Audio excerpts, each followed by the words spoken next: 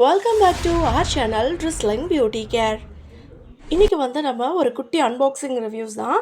இது மீஷோவிலேருந்து பர்ச்சேஸ் பண்ணது, sponsor video கிடையாது. ஸோ நம்மளுடைய சப்ஸ்கிரைபர் நிறைய பேர் கேட்டுட்டு இருந்த ஹேர் எக்ஸ்டென்ஷன் பற்றின ஒரு ரிவ்யூஸும் அண்ட் எப்படி அதை செட் பண்ணணும் ஹேரில் வந்து அப்படிங்கிற பற்றின வீடியோ தான் இது. ஸோ வீடியோவை ஸ்கிப் பண்ணாமல் லாஸ்ட் வரைக்கும் பாருங்கள். இதுதான் இந்த ஹேர் எக்ஸ்டென்ஷன். இது வந்து 5 கிளிப்ஸ் உள்ள மாதிரி இருக்குது. இதோட ரேட் வந்து 175க்கு வந்து நான் பர்ச்சேஸ் பண்ணேன். இப்போ வந்து இதோட ரேட்டு 203 இருக்குது. நீங்கள் கேஷ் ஆன் டெலிவரி கொடுக்காம யூபிஐயில் ஆல்ரெடி முன்னாடியே பே பண்ணிட்டீங்க அப்படின்னா உங்களுக்கு வந்து அமௌண்ட் வந்து ஒரு 10 ரூபீஸ் 20 ரூபீஸ் இந்த மாதிரி லெஸ் ஆகும்.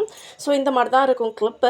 ஸோ இந்த ஹேரை பொறுத்த வரைக்கும் பார்த்தீங்க அப்படின்னா ரொம்ப வந்து சில்கியாக இருக்கிற மாதிரி இருக்குது, கொஞ்சம் ரஃப்பாக இருக்கிற மாதிரி இருக்குது. பட் வீடியோவில் வந்து ஃபுல்லாக கேர்லியாக இருக்கிற மாதிரி இருக்கும். பட் இது வந்து ஸ்ட்ரைட்டாக வந்து எண்டில் வந்து கேர்லியாக இருக்கிற மாதிரி தான் இருக்குது.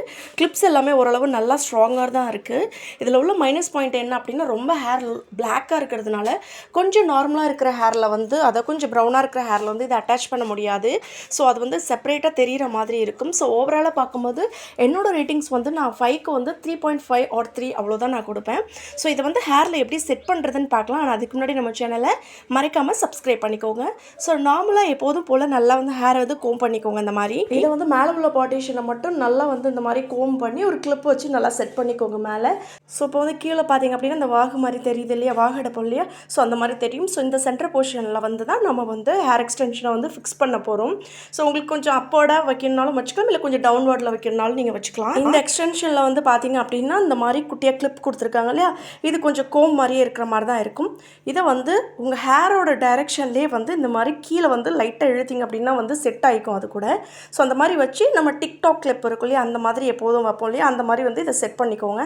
ஹேரில் வச்சு நல்லா வந்து கிளிப்பை வந்து ஹேரோட நல்லா அட்டாச் பண்ணிக்கோங்க. ஸோ 5 கிளிப்ஸையும் இதே மாதிரி அட்டாச் பண்ணிட்டீங்கன்னா ஹேரில் ஃபுல்லாக அது வந்து செட் ஆகிடும். ஸோ எவ்வளோ வந்து நீங்கள் இழுத்தாலும் வந்து அந்த அளவுக்கு வராது. இந்த எக்ஸ்டென்ஷனை வந்து இந்த மாதிரி ஃபிக்ஸ் பண்ணிட்டு மேலே இருக்கிற ஹேரை வந்து நம்ம கிளிப் எடுத்துகிட்டு அப்படியே விட்டுற வேண்டியதான். ஸோ இப்போ பார்த்தீங்க அப்படின்னா நார்மலாக நம்மளோட ஹேர் இருக்கிற மாதிரி தான் இருக்கும். ஸோ ஹேரை சூஸ் பண்ணும்போது கொஞ்சம் குவாலிட்டியாக பார்த்து வாங்குங்க. இப்போ வந்து உங்களுக்கு விருப்பப்பட்ட மாதிரி ஜடையோ இல்லை ஃப்ரீ ஹேரோ விடுறது உங்களுடைய விருப்பம்.